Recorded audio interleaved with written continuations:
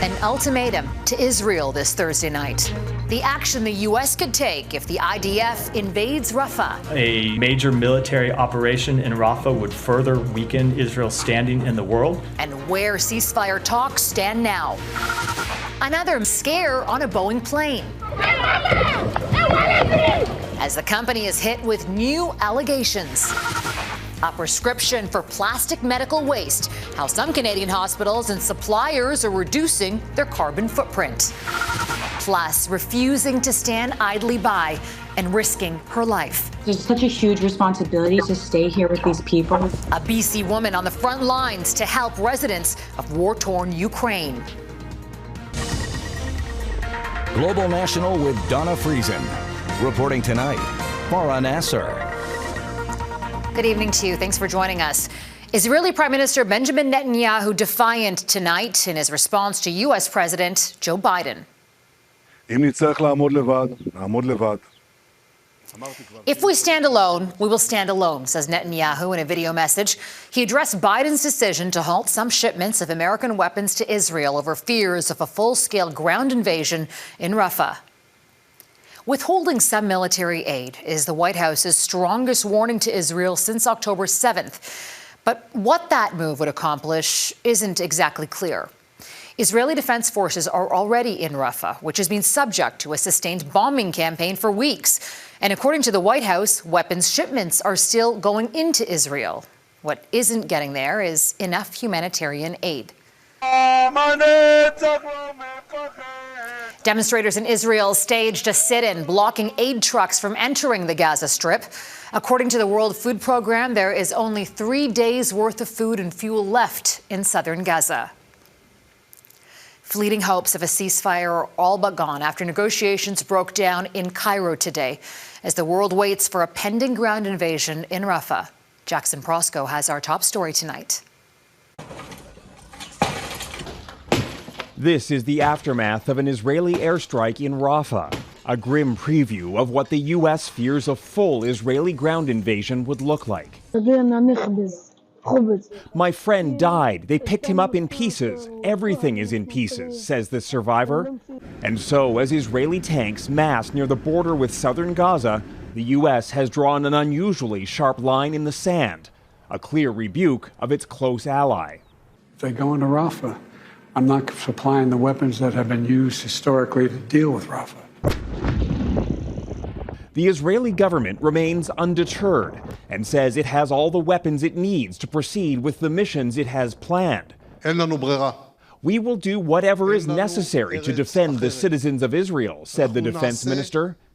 Despite withholding thousands of bombs, the White House acknowledges the vast majority of military aid to Israel is still being shipped. It may be part of what I said before, sort of an escalating campaign to change Israel's mind. If it's seen that this is, the next step, and there will be other steps if Israel doesn't come back to the ceasefire table and accept a compromise.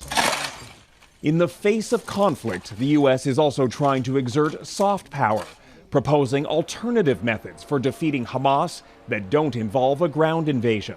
A major military operation in Rafah would further weaken Israel's standing in the world, would further create distance from its partners in the region who actually share Israel's goal of seeing Hamas defeated. Yet ceasefire talks are effectively paused for now, as Israel steps up preparations for an operation in Rafah. All while the humanitarian crisis for more than 1 million displaced Palestinians grows deeper by the day. Jackson Proskow, Global News, Washington. Ukraine launched an air attack on Russia today, injuring at least 8 people. Dozens of residential buildings and cars were severely damaged in Belgorod along the border with Ukraine. Among the injured, an 11-year-old girl who was taken to hospital.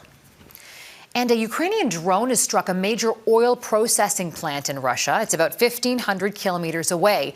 And Ukraine claims it's the longest range attack of its kind since the start of the full-scale invasion.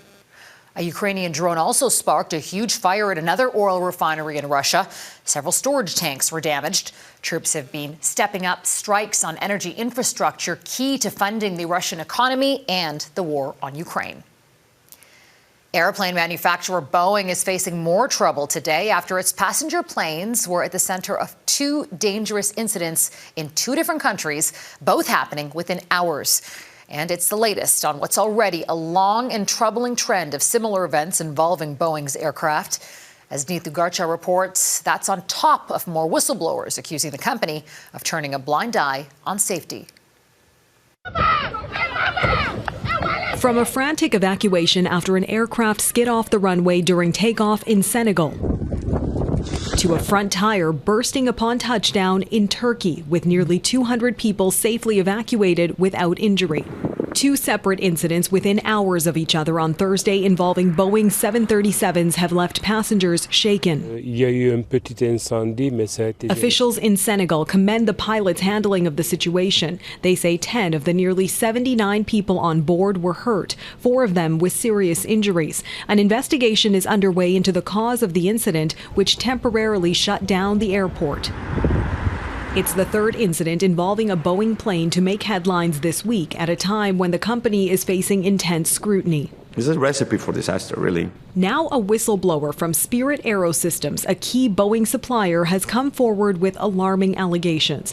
The former quality manager claims there was a culture of negligence where defects in Boeing 737 fuselages were allegedly overlooked, compromising safety standards and risking passenger lives. If quality mattered, I would still be a Spirit. In February of 2022, Santiago Paredes says he was asked to speed up inspections by being less specific about where he was finding issues, saying he emailed managers to state it was unethical and put him in a very uncomfortable situation. He eventually resigned. It takes a toll on you, and I was tired of fighting. The Air Force veteran who worked 12 years at Spirit was known as Employee 1 in a lawsuit filed by Spirit shareholders in December for widespread quality failures. For many years, they knew they were getting defective fuselages. Boeing said it's taken significant action to improve the quality of Spirit Aerosystems fuselages and maintains the 737 is a safe airplane.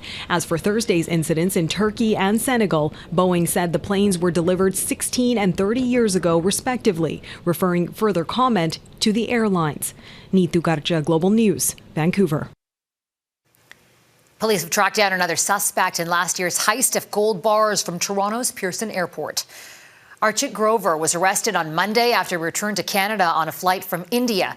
He and 8 other suspects are accused of stealing a cargo shipment containing nearly $24 million worth of gold bars and foreign currency. 2 of the suspects remain wanted on Canada-wide warrants. Parks Canada is closing Clear Lake in Manitoba's Riding Mountain National Park to all personal watercraft to quash the spread of zebra mussels, an invasive species. There are exemptions, including a commercial tour boat and a First Nation vessel that will be allowed for cultural use. Zebra mussels were detected in Clear Lake late last year. It's the farthest west that they've spread. The federal government says there are nearly 90 active wildfires already burning across Canada today. Although only 6 are said to be out of control, the majority are burning in remote northern parts of BC and Alberta, regions that were devastated during last year's record-breaking season. David Akin reports on how both federal and provincial officials are using lessons from last year to be better prepared for what's to come. The 2023 wildfire season was one for the ages, a record-setting number of fires, many of never-before-seen size and intensity. And with hot, dry conditions this spring, especially in much of Western Canada, the 2024 wildfire season is setting up to be a repeat. It's likely to be another challenging wildfire season. But federal and provincial governments are applying some lessons learned from 2023. Learning from one another is probably one of the best things that we've done last year, and then putting that information to use. First, find more people to fight the fires and to deal with emergencies. Governments are on track to have an additional 1,000 wildland firefighters in place this year. On top of that, many municipal firefighters are getting training specifically to fight wildfires. And Ottawa has updated agreements with international partners to get firefighters from other countries into action in Canada more quickly. So our coordination is much better. In recognition that evacuations will inevitably be required, federal and provincial agencies are teaming up with the likes of the Salvation Army to pre-position supplies for evacuees in regions most likely to be impacted by fires. And St. John Ambulance has 10,000 volunteers trained up and ready to help. Governments are also tapping high-tech resources. The feds have bought 34 new high-performance radars to gather more accurate data. And Ottawa is spending hundreds of millions of dollars on high-performance computing capacity so that Environment Canada can produce more precise forecasts. And both Canada and the U.S. are sharing the latest in satellite technology. Better detection, better data gathering on the one hand, and better capacity to analyze that data and provide real-time information. Even these early season media briefings are new innovations for 2024. Starting today, people can use the new Emergency Ready Planner to help Canadians prevent fires and prepare for any disasters ahead. David Akin, Global News, Ottawa. Severe weather in the U.S. is being blamed for at least 3 deaths overnight. Incredible drone video shows the power of a storm in Tennessee. Homes ripped to their foundations after a suspected tornado touched down just south of Nashville. At least 13 tornadoes were reported across 6 southern states. Severe weather is forecast into tonight from Texas to the Carolinas. In New York, Stormy Daniels returned to the stand in the hush money trial against Donald Trump. The former adult film star sparred with the defense over details of her alleged sexual encounter with the former president. During cross-examination, Trump's lawyer accused Daniels of changing her story in books and interviews over the years and seeking to profit off it through merchandise. They also targeted Daniels' adult film career, arguing she has experience making phony stories about sex. Daniels fired back, insisting her account has never changed. She also said if her story was untrue, she would have written it to be a lot better. Trump faces 34 counts of falsifying business records to allegedly hide the repayment to his former lawyer, Michael Cohen, for the $130,000 payment made to Daniels. Trump denies the charges and the alleged affair. Canada's largest national cancer charity is revising its guidance, urging women to start getting regular mammograms at the age of 40. The original recommendation in Canada was for most women to wait until the age of 50. The Canadian Cancer Society says it's changing its position to reflect evolving evidence and calls for action from patients who are frustrated that many women aged 40 to 49 are being excluded from breast screening. It also cites an Ipsos poll from February saying 90% of Canadians support that expansion of cancer screening access. A major U.S. health task force made the same recommendation in April.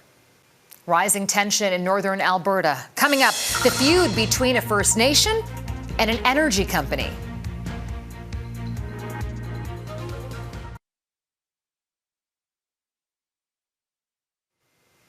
RCMP say they are hopeful a First Nations blockade in northern Alberta will come to a peaceful resolution after demonstrators ignored a court injunction to clear the area. The camp was established on Sunday, northwest of Edmonton, near the town of Peace River. Members of the nearby Woodland Cree First Nation have been stopping crews from Calgary-based Obsidian Energy from accessing one of its pipeline sites. As Heather Yorks West explains, the camp is the latest development in the tense conflict. It was a clear statement of defiance by Alberta's Woodland Cree First Nation Monday. I'm going to file this with the Great Spirit right now. After being served with a court order to end its blockade of an oil lease road, the chief throws the documents in the fire. It's the latest chapter of a long simmering dispute between the Northern Alberta community and Obsidian Energy. RCMP say they won't be enforcing the court order for now. We're in a phase where we're hoping to come to a peaceful agreement between the two parties. The First Nation says its relationship with Obsidian broke down after the company announced plans to drill 200 new wells without any consultation. A blockade was first set up back in February, but the First Nation took it down when the company agreed to talk. Months later, the chief says nothing has been resolved. They're looking to exploit our lands, like basically take the resources and not have anybody benefit or share in the prosperity of that development. Calgary-based Obsidian Energy declined a request for an interview, pointing Global News to a statement made earlier this year by the company's CEO. We cannot accept their unrealistic terms that amount to a monopolistic relationship as our sole provider of certain services, Stephen Lucas said. Last year, the Alberta Energy Regulator issued an environmental protection order against Obsidian for causing a series of earthquakes, including the largest ever recorded in the province's history. We just want to say, hey, we're here, right? Work with us, listen to us. Don't just keep trying to attack us and manipulate us. RCMP say so far the blockade, which is on traditional Woodland Cree territory but not reserve land, has been peaceful. But the First Nation says it has no plans to back down. Heather Yurix West, Global News, Calgary. Medical waste management ahead, how some hospitals are trying to reduce their environmental impact.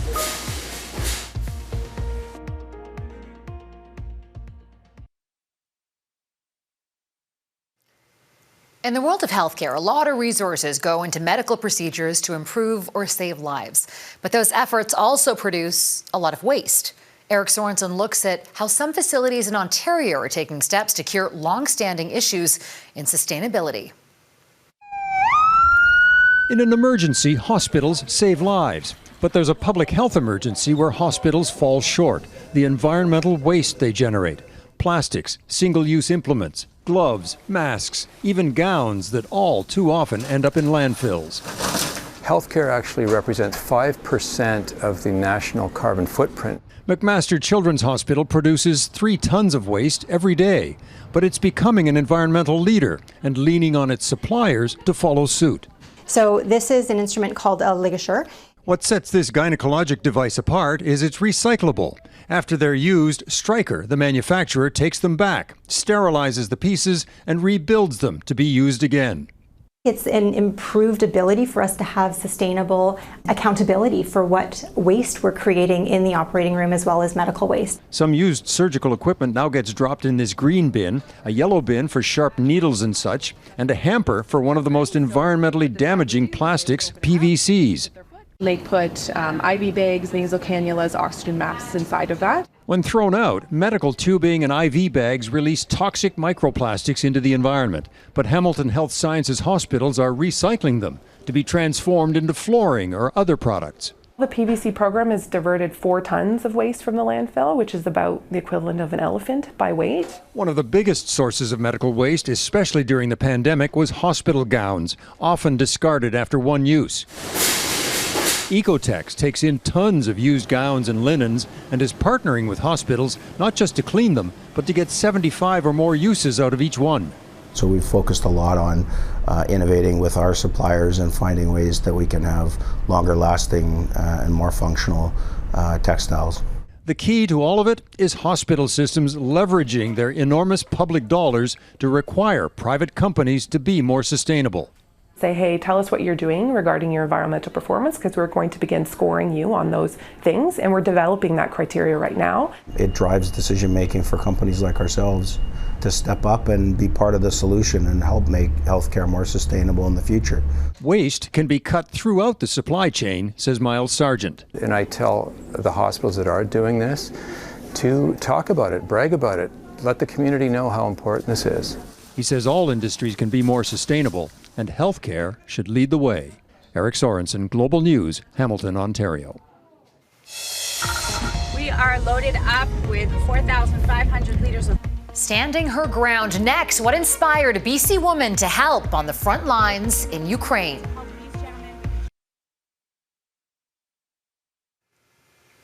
We all know what it's like to make sacrifices, but there's one woman in BC who has been crisscrossing a country at war, helping civilians and soldiers. April Huggett's trip to Ukraine was supposed to last 20 days. It stretched into 17 months. Mike Armstrong spoke to her today at her home, not far from the front lines. We are loaded up with 4,500 liters of water today. It's not the sort of delivery she ever thought she'd make. April Huggett drove Wednesday to a town barely 10 kilometers from the front line. Just over the hill there. That is fully Russian-occupied territory. The mission on this day was to deliver drinking water to civilians, people who live with the fighting every day. The trick, Huggett says, is ignoring the fear and concentrating on the work. Eventually, you just realize that if the rocket is made for you, it will find you. Good morning, good evening, night review. I'm with the 93rd Brigade. And this is the sort of thing Huggett has been doing in Ukraine since arriving in December of 2022. She makes videos explaining exactly what people need, and with the donations, buys them. All this stuff is incredible. Thank you so much for doing this. Now, the delivery is the dangerous part, but it's the fundraising that's the bigger challenge. She's only been home for 20 days in the last 17 months, and it's been hard convincing Canadians she's doing what she says she's doing. The problem is I'm here, so it's really hard. I've tried to get on the phone and call Canadian churches and call people back home and say, even the Legion, hey, I'm out here, I'm Canadian. And they're like, who's this lady on the phone? And they don't know if it's a scam or not. In the early days after the Russian invasion, Huggett says she was deeply affected watching what was happening. But it was after the attack on the city of Bucha in March of 2022 that pushed her to act. How can we let this happen? We, especially in Canada, we always say, lest we forget. I felt like we were forgetting. Huggett started in Canada with fundraisers and collections, but decided she should be on the ground to help. Her family fought it. It meant leaving her son and 2 daughters at home. They're amazing. I hope that they're proud of me one day. They say that they are, but I hope that when they're older, they truly understand what we did here. Huggett hoped to be home in Canada later this month. The problem is war, and helping the people in it keeps getting in the way. Mike Armstrong, Global News, Montreal. And that's Global National for this Thursday night. I'm Farah Nasser. On behalf of our whole crew here, I want to thank you so much for spending part of your evening with us. Tonight's Your Canada is beautiful Jasper National Park in Alberta. We love seeing your Canada, so please keep emailing us your photos at viewers@globalnational.com. Until tomorrow, take care of yourselves and take care of each other. Good night.